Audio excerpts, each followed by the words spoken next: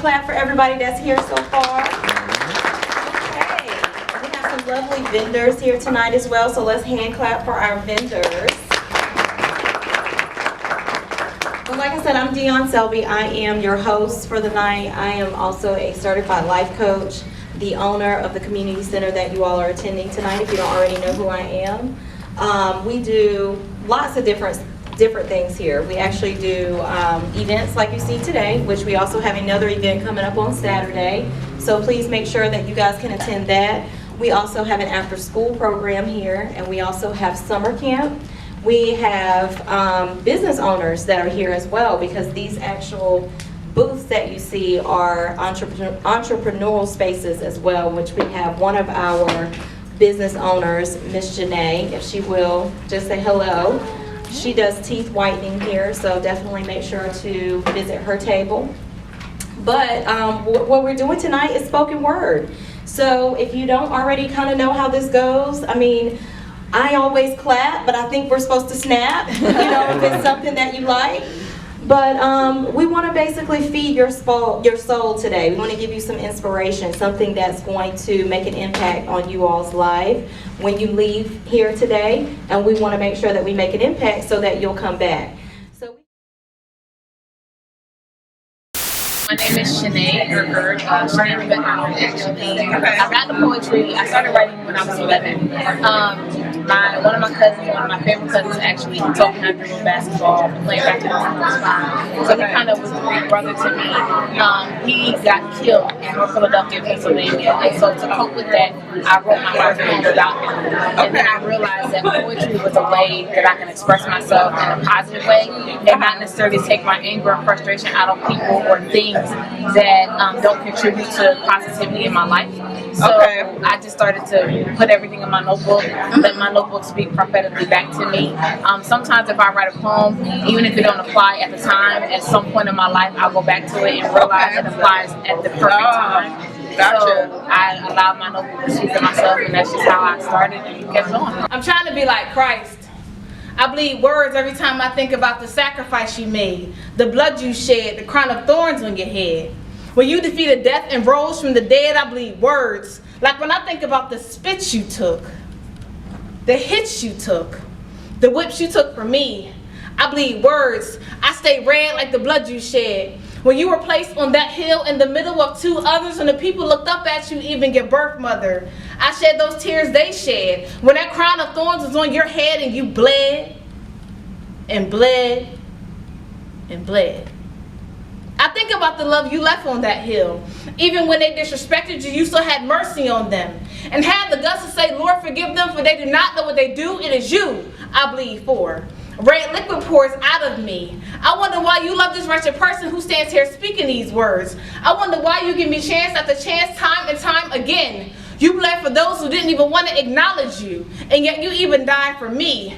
But your grace is so sufficient that you still continue to bind me spiritually.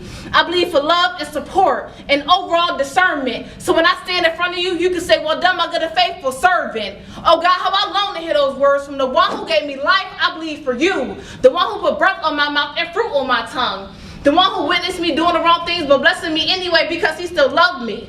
The one who sees me the same even when I am stuck in my sin. The one who forgives me and sees purity and still continues to try me over again. The God that was arrested and held captive for doing good and who loves everyone even when we don't love him like we should. The one who saved me from hell, eternal damnation. The one who pulled me up, held me tight, and still gave me salvation. Whose knowledge is too high for us to even reach. Who gave us the ability to teach. Who wants us to preach and reach a level that our sins will be bleached. Who wants us to push forward so the enemy can't understand our speech. That's the point point I want to reach. I bleed for that man, the one who washed my sins away. That precious day, he died on Calvary. Nice. So I noticed you have a book, right? Or a couple of books? 3 books. Yes. Okay, tell us how that all transpired. Is that your notebook? Kind of, sort of. Part of it is my notebook. Part of it is me just sporadically writing and randomly writing, spontaneously or whatever, wherever I may be or go. I had to take a year off of law school.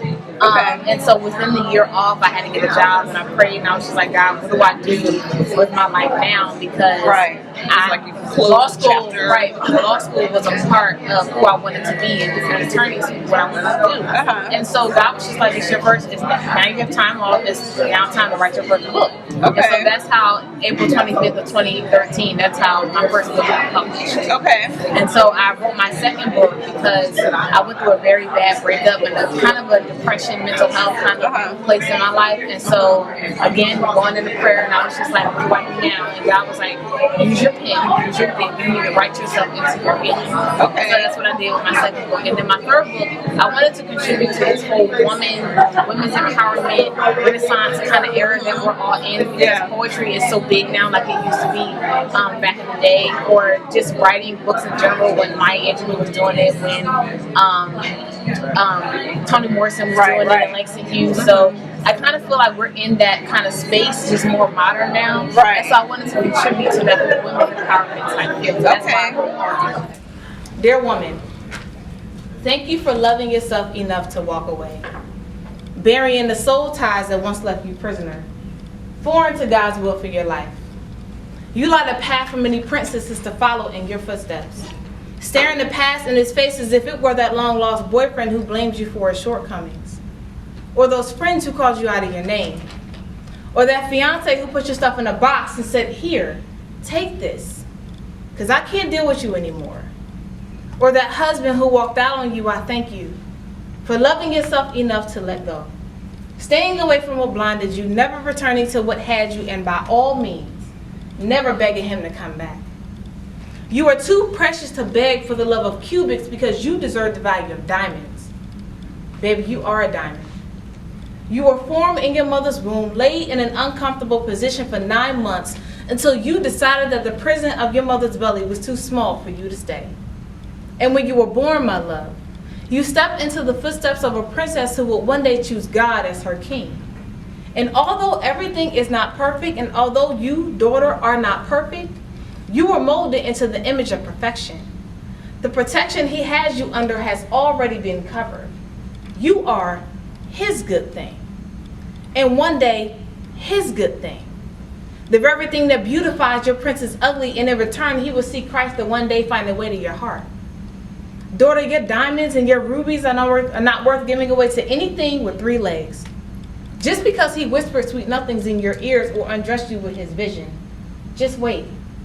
Wait for the day when someone comes along and is able to spark a conversation with you. Learning how to be your friend instead of trying to be the first thing that he can claim as his trophy or on his taxes. Woman, you are not show and tell. Nor are you a joystick to be played with after midnight. You are not his PlayStation, his Xbox, Nintendo 64, his Wii, the Mercedes he's his wax, or the drink that he just bought at the club last night. You are worth more than the games and the top shelf drink that honestly no one can afford to pay for anyway. You gotta walk with style and grace, class and poise, not like you don't have any home training or like you're better than anybody. Woman, please, stay away from what's bad for you. Be the exception to the rule instead of trying to fit in with what's trending. You are the trend. Be one, create one, act like one. Woman, I do want to say thank you though. I want to thank you for every moment that you didn't win but you decided to take the high road. As much as it may have hurt you when you walked away and stayed away. So are the books, are they your poetry, or is it like autobiography? They're all poetry. Okay. So they're all poetry, but they're all broken up into 3 different sections. Okay. And so each section has an introduction. Gotcha. So the way I did it, I wanted to write it as if you could hear my voice talking to you. Okay. But I also wanted you to feel like you're reading something where if you don't get through the whole book, it's okay.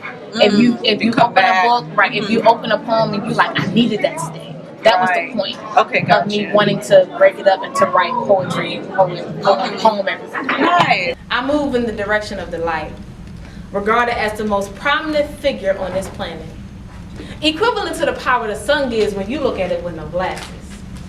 I shatter hell with my light, clinging to truth, wearing it like a graphic t-shirt I buy from a department store, or a form-fitting dress I wear that accentuates every curve.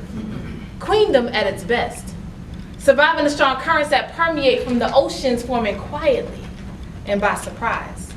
I speak to the eyes of the ocean, walking on it as if I was Peter's sibling, his sister from another mister whose desire is to serve and to give and to forgive and to be forgiven.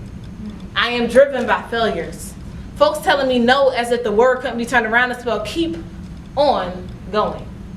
So I move in the direction of the Most High, killing and slaying demons like I created Game of Thrones, filling in the blanks of my story, allowing God to rewrite my sentences, pages and chapters and novels. I am a queen by every form of the definition, straightening my crown every time I open my eyes, quietly silencing the storms of yesterday's sea. When you're a queen, you don't have to use your vocal cords as tsunamis to get your point across, allowing circumstances to dictate your tone of voice. So I move in the direction of the light, interrupting darkness like morning, sweet and fine, walking like I own my season, fresh out of my wilderness into a room filled with queens. I walk, making those who are beneath me gravitate to my greatness, but humble enough to pull them up to my level. Confident, walking in the confidence I was supposed to walk in since I became clay in God's hands.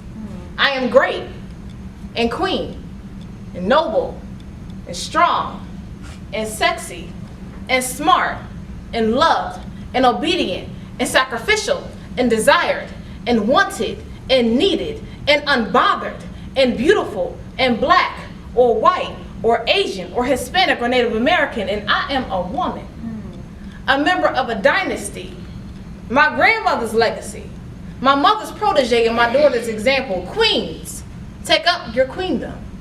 Fill it with your hopes and dreams. Build your crown with knowledge. Walk with a purpose. Fill the streets with your beauty.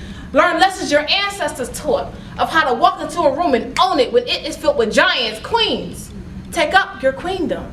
Allow your king to find you in a world where there's only one you, but do not allow him to treat you as if you are less than him. Just because God put him to sleep, took his rib, broke it in two, and created you. Queen, take up your queendom, and I dare you to walk in it. Okay, so tell us how you can be reached, how they can get your book. So on Facebook, I am Chenae Erkerd. Okay. Chenae. Last name is I'm glad you spelled that. People spell that name different all ways. kind of different ways. Last name is Erkerd, Erkerd. Okay. That's Facebook. Instagram is I am CLE, the artist. Everybody calls me Clee, which I kind of get it why people call me Clee. But it's actually I am CLE, my initials, the artist. Okay. On Instagram, on Twitter, I am CLE the artist. My website is IamCLEtheartist.com. Okay. If you want to book me, it's info IamCLEtheartist@gmail.com. At Gmail. And how can people purchase your book? So it's on Amazon. Books. It's on Amazon. Okay. If you type in my first and middle name, Okay. Chenae Lebet, they'll come up. If you go to my website, they're on my website. You can purchase them there. They can also go to my YouTube, which is I am CLE the artist. That's a lot of social media. Yeah, I'm trying to. Good job for keeping that all up here. That's husband. That is He got my it all husband. together. That is husband. He Okay. pushes me and you need to put it up here so you'll never forget. Right. So that's Okay, me. good. Thank you for talking to us. Thank you so All much right. for having me. Well, my name is Alicia Rhoe. I go by AfroBetty. I started writing poetry When I was in elementary school, actually, wasn't very good when I started. But it just kind of came with me trying to force the prophecy that was given to me, trying to force it to happen. Okay. So just over time, just as I developed and matured, I began to write, and it was just kind of natural. Okay. It became a part of my ministry before I knew it was a part of my ministry. Okay. Yeah. And I was gonna say, when you said Betty Boo, or you said Betty earlier, AfroBetty, I said Betty Boo, the Black Betty Boo. It's clear. Yeah. Nobody told you that? No. Oh, okay. Yeah. Betty Boo. So tell me about the first piece that you wrote and performed. What was that? I was at church, and I was asked to write something for a church event. I can't remember what it was. And so I tried to incorporate things about the church, things about the Bible, and just trying to figure out how the poems that I had started reading at that point were developed and how the writers were telling their stories. So I kind of used them as a guide. Okay. So how do you, I know that those are two different worlds, being in the church and being a poet. How do you manage to blend the two? Well, for me, what I've learned is that whatever is in someone, God has placed it in them for a reason. So a lot of times people look at what a person does as far as especially when it comes to art, outside of I would say singing and dancing, because you see that a lot in church. Right. But I believe that everything that God has placed in us is for us to use to share. And so even though a lot of times people look at them separately, for me it's a part of who I am. It's just who you are. Who I am. Yes. Okay. Queen. Your supple breast should no longer be lactating to attract the dry tongues of the sons of masters who are only after your Sarah Garment hips, lips, and tits, using your exotic features as get-rich-quick schemes when it seems that you let them. You don't have to bear it all to empower yourself, when empowering yourself is not based on falsehoods that only sex sells, because the only thing you sell is your soul to devils howling at you because you're good enough to sex but not good enough to wed. And you have naively accepted the premise that black women are remiss, remixing the words of those who came before and only bore truth and excellence instead of the ongoing pestilence of broken emotions wrapped up in shattered dreams. Means have become your only source of direction. And you call it shade when you receive any type of correction, when it's our job to point one another in the right direction, but you have missed the message, queen. You dance to the beat of everyone's drum but your own. And I approach the throne of grace on your behalf because I want Jehovah to open your eyes to realize that your worth is more precious than fine jewels, yet you find jewels to be your only source of success. I regret to inform you, but diamonds are not forever, unless we're talking about your mind and your legacy. Could it be that the cries of this society to be like this society has turned the society into misguided prodigies, property, only taking into account materialism? Queen, stop basing your worth on dogs who dog women who don't base love on one-night stands and quickies. Don't let some fool fool you into believing that you're not priceless. And don't let that same fool fool you into believing that there are not real men out there who want to know your mind and soul in addition to your body. Shawty is not your name, neither is A. So stop responding to unprecedented nonsense, queen. Yeah. Other cultures borrow your uniqueness, but they will never be you. Because falsehoods cannot manifest in the presence of queendom. So queen, don't just be great to be grand and stand before nations and not underneath like whoremongers. Queen, be royalty, be you.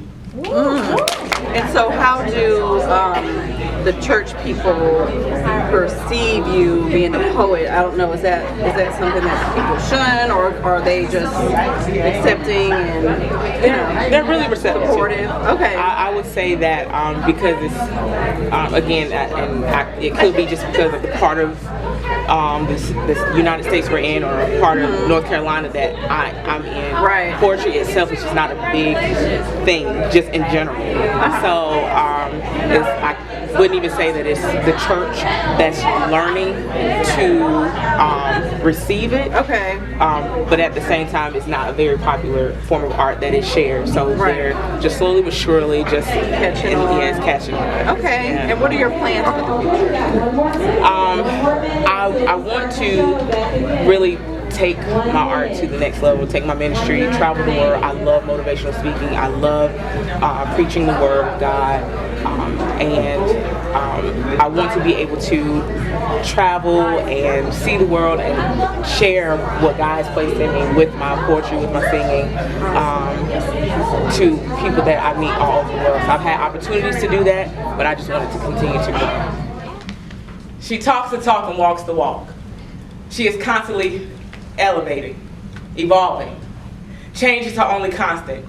She makes choices because her voice is a fiery arrow of undeniable strength and versatility. And when she opens her mouth, she plants seeds of fertility that grow into dreams and visions that manifest every aspect of what they are and who she is and is to become. She is one bad mamma jamma just as fine as she can be.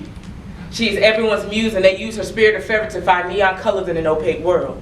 She is woman, she is girl, she is Eve, evolving voluntarily. Because any change she makes on her own recognizance. Since when did she become only an object of exploitation? She is more than body.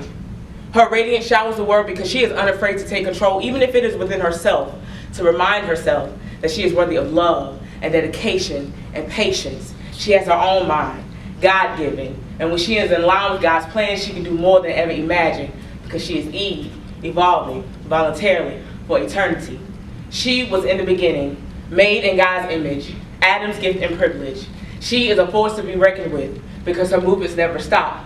And when she opens her mouth, she drops bombs of knowledge that create a wavelength of strength that attract followers who see that she is living phenomenally and righteously, not changing a thing about her virtuous self, because she is well aware that God will elevate her before her naysayers, making her enemies her footstool. Her resilience is her tool for survival because she fights when others give up or give in. She wins because she is Eve, evolving voluntarily for eternity. Externally, her internal being gives her a glow incomparable to others. She is sister, she is mother. She is friend, she is cousin. She is a follower and a leader, an encourager and a griever, a nurturer and believer. She is a reason that has turned, but not just because of her beauty like Queen Esther, but her dedication like Ruth, her wisdom like Rahab, her courage like Deborah, her sacrifice like Mary. She is wise enough to know her strength, yet recognize that she is in true need of God's grace and mercy. She is always growing, always being great, because she is Eve, evolving voluntarily for eternity. Woo. My name is Alicia Rhoe. I go by AfroBetty, and you can find me on Facebook, Twitter, and Instagram at the AfroBetty, THE AfroBetty, no underscores, anything like that. So that's me. My name is Kaden, also known as the Rainbow Warrior. I've been into poetry. I grew up in poverty. It's a typical story. Just found a good way of it was an outlet. Just got real good at it. Stuck with it. I've done poetry slams before. I've done like more competitive poetry. I've never lost. Okay. So Wow. This is I love this. But I love I love using it to teach. Okay. Not just like recreation. I like to be purpose driven. Okay, got you. And where are you from? I'm originally from North New Jersey. Right now I live in Bushwick, North Carolina. Okay. Oh, that's a big change. Oh yeah. How did that come about? How did you end up in North Carolina? Family. Okay. My mom left, so wherever she went, I was there. You were there, yeah. Okay. Now tell us. You told us you were in Native American chief. Okay. I almost said the wrong thing. I also say indigenous people. I don't know if that's the proper term. Okay. So tell us about the headgear and how you became. Okay. Well, I mean, the rainbow.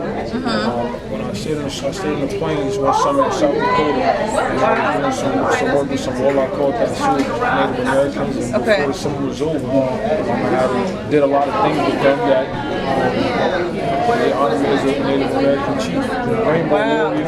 Okay. So the rainbow represents the spirit of unity. Okay. Which that's what I stand for. You see my headgear. This was made by the natives. Nice. My chief relic is rainbow. My headdress is rainbow. And so I fight for unity. Okay. Do you know how it feels to be molested by a man, get pregnant, and still have to bear that child? You want to love it, but a part of you don't know how. But you're telling yourself you let that moment go. But invisibly, your mind is still stuck in that moment. While physically, you connected to that child. So it's like the sight of your newborn reminds you of the moment where the man was holding you down. It's like you're free, but mentally confined, connected, but separated at the same time. That's a concept that's intended to be emanated. Do you know how it feels to be separated, but the same connected, but at the same time be separated? You know how it feels to be gifted, but treated like a curse? I'm gonna tell you about the story of this little girl named Diamond who's being raised by a woman who didn't know her self-worth. The irony. Every Sunday, her moms would take her to church. She'd be the same old preaching to the pastor and screaming when he preaching a verse. That's false projection, because every Saturday night, Diamond's mom would pay a man to touch her in places where it really, really hurt. Diamond said to me, she said, Kaden, is it normal to hate your moms? But that was a teenager's way of saying, is it possible to be connected but separated at the same time? What about the story of the woman who's married to a pedophile? She wouldn't leave him because she depended on him to make her smile. That's improper dependency. Pause the show. Improper dependency. That's a crime. That should be illegal. Improper dependency, the number one reason why people need help, because they treat others like drugs, because they get addicted to the feeling of them doing something for them that they should be doing for themselves. Improper dependency is a crime. That should be illegal. And you guilty as charged if you use statements like, I want you, I gotta have you, or I need you. Let's get back to regularly scheduled programming. So every day the mom would come home from work. She loved to work to cope with the pain. But so, you know, when she come home from work, she said, you know, today work was fun. But the only reason she worked because she needed something to distract her mom from the fact that her pedophile husband was home babysitting her daughter or her son. You know, she was coming from work all excited every day to say, how was the kids? And he would say, you know, they was well behaved. She'd get excited by the thought of that. But she noticed something strange, that every time her pedophile son or daughter tried to hug her husband, that they would show resistance, so they wouldn't hug him back. And she noticed that. So mentally she relapsed. Watch this. We all knew that withdrawals is a sign of sexual abuse, but she told herself in the case of her husband, it couldn't be that. Her husband got addicted to promoting that he was on the right track, which caused the situation to result in shame. Because just like us, a lot of us think we're on the right track. But watch this, just because you're on the right track don't mean you've been trained. But if y'all really want to understand what God is trying to tell us, that even if you're on the right track, if you sit there, you're still going to get ran over by the train. So one day, mom come home from work. It was around 1. She opened the door to the sight of her 6-year-old son standing toe-to-toe with her husband holding the gun. She said, son, put the gun down. You know, try to be the problem fixer. Didn't solve the problem when there was a problem, but, you know, try to be the problem fixer. What her son do? She grabbed the Bible, traditional, said, son, put the gun down. God don't like this. Started quoting scripture. Her son is molestation and his love for his mom in the mixture. She tried to grab the gun. Son got nervous. Bow, bow, bow. 3 shots in her husband's liver. He dies. Everybody showed up to the funeral and cried. Now here's the sad part. Because when he died, the mom said to herself, which one am I loving? The angel I gave birth to, or the demon that killed my husband? Connected but separated at the same time. Okay, and I know the rainbow is also a symbolism of the chakras. Yeah. So I don't know if it has anything to, if it's connected, like with their energy centers. Yeah. Okay. It's like unity starts within. You know, Right. how I said it tonight. You have to possess it in order to give it. Right. But you have to possess unity within yourself in order to unite with people out here. And so the chakras, what I call the portals, that's a way to unite with yourself. Right, So right. what happens when people, they're trying to merge people out here because they're not even united. So can you give unity if you're not? Can we? That's a whole other spoken word right there. Right. So. Yeah, but that's what the chakras is, one way that you unite yourself. Yourself, Unite okay. all different parts of Right, yourself. right. So people are trying to unite us as people, but they're not united. So you can't give it if you don't possess it. That's right. Okay. So you also said that you play basketball professionally. Okay. Tell us about that. I've been playing overseas. I've played 4 professional seasons here in Greece, the National Basketball League of Canada. I just played a season in Raleigh for the Raleigh Firebirds. Nice. Yeah, so a professional team out there. Okay. So I'm trying to be back in the United States so I can bestow this service to the people. Nice. The role of a man and woman is perceived based on Adam and Eve. They are the foundation of this thing called life, which is laid out before you and me. And so the story goes, the woman named Eve saw the forbidden fruit on the tree. Now God told her not to eat it. Unfortunately, she did. Not only was that not right, but she wasn't hesitant when she offered Adam a bite. You know, they ate it. Now they both knew God's rules because God made it clear that they ate the fruit of what he would do. And then the serpent came, who was sent as a test. Adam and Eve learned that the simple bite of a fruit can determine life or death. Now based on that, my mind wrestles with the concept of men being a stronger vessel. Women, and if you listen and see this, because Adam knew that God didn't want him to bite the forbidden fruit, but he did it because Eve did, as peer pressure. Through that story, I revealed God's uniqueness, because we say that God made men as a stronger vessel, but there's a truth that the one who falls for the peer pressure, mine must be the weakest. Y'all don't understand what I'm saying. See, for understanding, I was soul searching, seeking, and praying, and from that I learned women are much more powerful than what we thinking. Now, I'm not presenting this out of desperation, but I knew there had to be an explanation to why every time I look at my mom, I gain inspiration. After intense meditation and prayer, this is the outcome that I'm faced with. See, women are emotional creatures, but in turn, that don't mean that they are bad people. Example, to the word, one thing that separates a man from a woman is a courage, heart. That wasn't a man who was not willing to give up his seat. That was a woman. What's her name? Rosa Parks. Bravery. I was thinking that wasn't a man who left the plantation and went back and freed more slaves from slavery. Harriet Tubman, being a submissive wife and downplaying the drama. How do you think it feels to be married to the first black president of the world with kids, Michelle Obama? In addition, let's not forget about Hillary Clinton, because she had to face when the public exposed Bill Clinton's lack of commitment. Let's talk about the ability to survive. Now, Coretta Scott King made it as the wife of Martin Luther King during the era where the whole world was segregated. Now, do we read books or look at TV? Next time we do think about Maya Angelou or Oprah Winfrey, let's not forget Valletta Wallace and Afeni Shakur, two mothers who lost their sons in the mix of a hip-hop war. See, it's the women that possess most of the talent, but sometimes emotions make it hard for you to overcome the challenge. See, a lot of women have talent, but a lot of women move around in silence. But the women that move around in silence is usually victims of molestation and domestic violence. See, they usually relieve themselves by going to the bar. And a 10-minute shower show that the Maybelline ain't thick enough to cover up the scars. They are quiet because if they reveal the truth, they are afraid of how they will be perceived or what their loved ones would say and do. That just shows that the world is stereotypical and judgmental. And to my understanding, that's what the Bible rebukes. To men, instead of seeing a woman as a girl or wife, realize it was women who had to fight for their rights. Women get emotional, and they do have a hard time controlling. But despite that, women outnumber men in terms of college enrollment. Are women more powerful than what we're thinking? I will answer that question with a question if you don't want to give me an answer. Men, do we think we can survive motherhood, advanced housekeeping, or even breast cancer? See, these are three questions that we need to quote, because at one point, women ain't had a right to vote. Women are not just about eye rolling and neck swiveling. Some women in the WNBA can beat a man in jump shooting and ball dribbling. Who put the cornbread, collard greens, Kool-Aid, all that on the table and made me a fried chicken lover?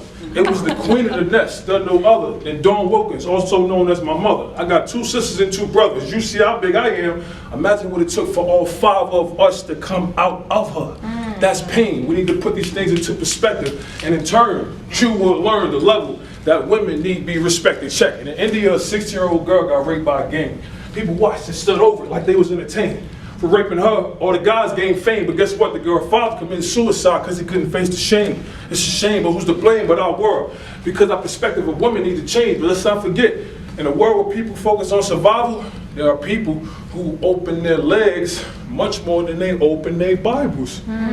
Watch this. Now, some people wear tight clothes for attention and so their body parts can get exposed. They forgot when men got a lot of women, they call pimps. Now, vice versa, for women, they call hoes. Now, I'm not trying to say that it's right, but of these truths, we need not lose sight. If you're a woman and you want to be beautiful from the inside out, first, you got to stop giving your insides out. Stop giving away your goodies for pleasure. Because the truth is, one man's trash is another man's treasure. When you're giving them your goodies, you're like, hey, yeah, you're my hero. But when he leaves you in his mind, your worth is the number before 0. God told me to speak on what's true. These men make you think they're in love with you. Nah, their mindset is, till she start tripping, I'm gonna let it do what it do. And then when she can't get it done, guess what? I'm gonna do something new. But you can't see it in that moment when you want it. But don't forget the consequences that come after the moment. Young ladies, ask yourself, what's more important, an orgasm, an STD, or a newborn baby? Let me say it, though I say it sadly, most men are not gonna take on the responsibility of being a dad. Now, if I was to talk bad about women who have problems with men who's not willing to take on the responsibility of having children, at some point I'll probably be talking bad about every woman in this building. Now, I'm not trying to slander women or make them seem filthy, because if sex before marriage is a crime, guess what? I'm guilty. All I'm saying is from experience, I learned that we degrade the value of sex. How do we degrade it? Because we give it to our ex. And then when that gets boring, we give it to the next and the next. In marriage, women and men became one. Sex is the only way for a man and woman's physical body to connect. That's why sex is supposed to be saved for marriage. Make love after the horse and carriage. Most men don't have it together. There's a lot of reasons why. But in turn, women, y'all keep y'all standards high. Why? Because before you lowered your standards, you was you. But after lowering them, you lost yourself to a guy.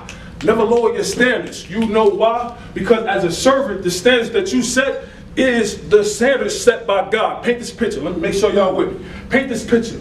Your standards is made by God. God lives in heaven. Heaven is in the sky. The sky is up high, right? So whenever you lower your level, hell is down there. By lowering yourself, you put you closer to the devil. Once you lower yourself, that's when a man's evil qualities revealed. That's when a woman start to realize that her wants and needs are stop being fulfilled. Now you start to feel like your heart's been murdered, your body is on earth, and your spirit is being killed. Lose yourself in a man, then he leaves you, and it takes 7 years for a woman to heal. For women and men, men could be encouraged because now you lowered yourself to his level or worse. That's why you got to keep your standards high, because the lower you stoop the man, the further you get away from God. Tell us how the people can reach you on social media. We have a social media page called Welcome Rainbow Warrior. Welcome Rainbow Warrior. Okay. And if you have any comments, questions, or concerns, send a message. We every week in Rhoe, North Carolina, we get a group of us together. Okay. From all walks of life, and we talk about community solutions. Oh, that is right up our alley. Every week. Okay, so we may have to have you on the show one day, so we'll definitely stay connected. Thank you for Some of the talking. people from the group came here tonight. Oh, okay, nice, very nice. Thank you, we appreciate you. I appreciate you too. Hey, Boo. Hey, how you doing? I'm good. I'm just still like in awe of the event. Me too. Tell us about it. How did it come about? It was so amazing. Okay, so it only came about because I connected with my friend, my friend girl, Chenae, and she does spoken word. She comes out to my vendor events on Saturday, which we do, which is a shop event, and she gives the people a little bit of her spoken word, and because she's been so awesome with in keeping the people engaged at the events, I decided to do an event, like a whole spoken word event. That's how it came about. That's how it came about. And so I was like, you know what, we should do something. Let's put something together. And only 2 weeks ago did we come up with this idea to put on an event here at the center. Wow, look at God. Look at God. And I know, you know, we're tucked away in Garner, so the concern sometimes is, are people going to come out? Are people going to support? Do they know where we're at? Or we had a packed house. We had a packed house. That's what I'm talking about. Yes. We had a packed house. I am so grateful. Me too. So grateful. Yeah, that was great. It was great. Okay, and tell us about some of the vendors that were here. So some of the vendors that were here, we had paparazzi jewelry. Of course, you know, everybody loves paparazzi. Paparazzi is always fun. Always. We had Confidently You, which is the teeth whitener that I have here at the center. We had Herbalife vendors. They do. We have Zumba class on every night of the week at 7 p.m. Okay. We had. What else did we have? You had Mary Kay. We had Mary Kay was here. We had Tony. A penny in my shoe. Earrings. He was here? Where? She? A penny in my shoe. I didn't see that. Yeah. I gotta go back in The there. earring vendor, which is ones I love right now, those. she has this, like the cutest jewelry. So she was there. I think that was about Yeah, that was it. And I think Chenae had a book. Too. Yeah, Chenae had her books there. Okay. But yeah. Okay, so tell us how often we'll have events like this at Well, we'll be doing events like this at least once a month. Okay. The next big event that we have coming up is our fashion show. We have a fashion show coming up in June. Okay. So definitely be on the lookout for that. It's Okay. going to be African prints. Ooh. And the theme is Dress for Success. So it's Dress for Success for young adults and children. Nice. You know, of what to wear to work for their careers, entrepreneurship. If you still want to have a little flavor, Exactly. but you're in the business career world. Exactly. Okay, Yeah. nice. So tell us how we can reach you. Tell us the address to Perfectly Flawed. That fly is like really. Yeah, we must be sweet or something. Everybody everybody, please follow me on Facebook, Dionne Selby, not Shelby. But you can follow me on Facebook. You can follow me on IG, I_am_perfectly flawed. You can check out our children's programs. We have an after-school program. We have summer camp. We have Zumba classes. And I'm also a certified life coach, so I provide personal and business coaching. So come check us out, 1319 5th Avenue here in Garner. Nice. Thank you, Boo. Thank you, Boo. Congratulations on this event.